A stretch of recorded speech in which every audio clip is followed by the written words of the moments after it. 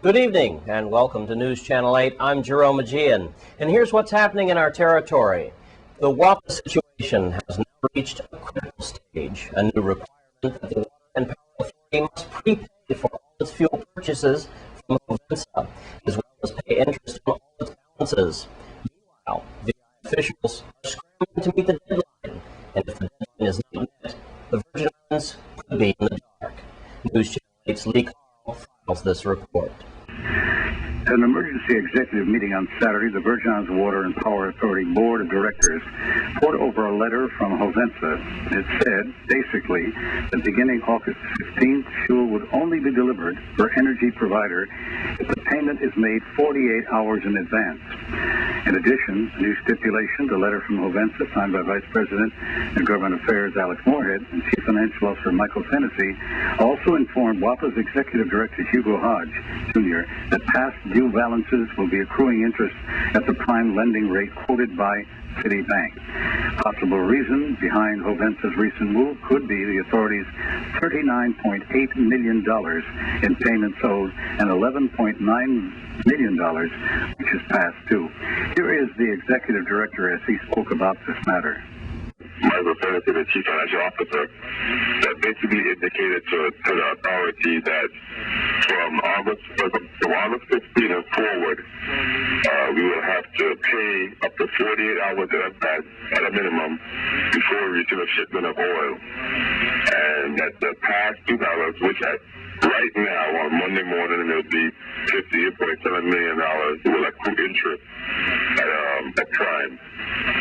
And we've been preaching to the PSC that as long as we're not able to recover the cost of fuel, rather as unfortunate as it is that it's the mode of operation that we're 100% dependent on fuel, as long as we can't recover those costs, they will come to this point sooner or later. As a matter of fact, in our testimony on Wednesday, this past Wednesday, we told the PSC that it was a matter of months before we become insolvent if they don't act as to what's going on. And the response was to delay it for up to 60 days. So here we are, not even 2 days past that meeting, and we got a letter from Hovensa had delivered an email that let us know we're now have to pay up front for delivery of oil.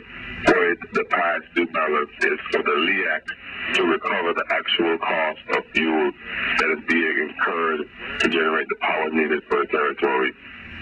And right now, we are not. For example, this month of August, the LEAC is recovering at a rate of $121 per barrel, and we are paying Hovensa $139.36 per barrel. And there's a significant under-recovery that's building, and the under-recovery is money that the authority has paid for oil in lieu of being reimbursed.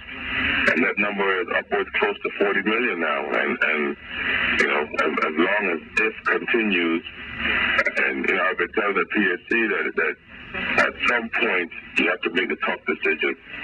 And I'm very mindful that the consumer is at the breaking point and that they have a lot to bear with the current cost of electricity. But these are just costs, and they're prudent costs, and it's not as if that they're really not even debatable. The cost of fuel is the cost of fuel, and until we get off this dependency on oil, that's going to be the mode of operation. But we're at this point today because we haven't been able to pay a vendor their full amount. We've been dipping into our operating funds to pay for oil. We've taken out loans upwards of $20 million. We've increased the overdraft to $5 million. The authority has done everything in our power to be able to lessen the burden on the consumer and continue to stay afloat that we have available. And we've reached a point now that I don't know what's going to happen next. We have a meeting tomorrow with the governor to see what we can talk to the administration. But they've done some. They've set down $13.7 million in a bill for us. That bill will be heard on the 22nd of this month, on the 20th and 22nd. And I calculate that if we only pay for future oil deliveries and not pay the past due and let it build, by the 22nd, the past due would be at least $30 million. It was Senator Louis Patrick Hill from the floor of the legislature said, I had mentioned this before, gentlemen. Now it's time for us to seriously look at this. We have to take care of it now rather than let it grow.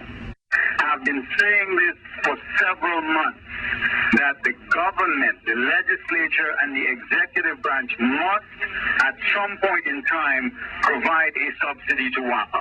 We tried to do that on the floor on 2 or 3 occasions. We brought a bill to the floor, and the majority has consistently voted against it. The fact of the matter is that WAPA cannot continue to absorb the cost of fuel.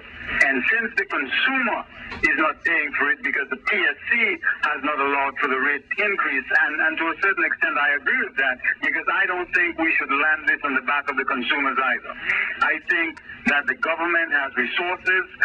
There was a point in time when the executive branch said there was $260-something million in cash reserves in the bank accounts, and the minority at the time we brought a bill forward said that we should provide $25 million in subsidies to WAPA.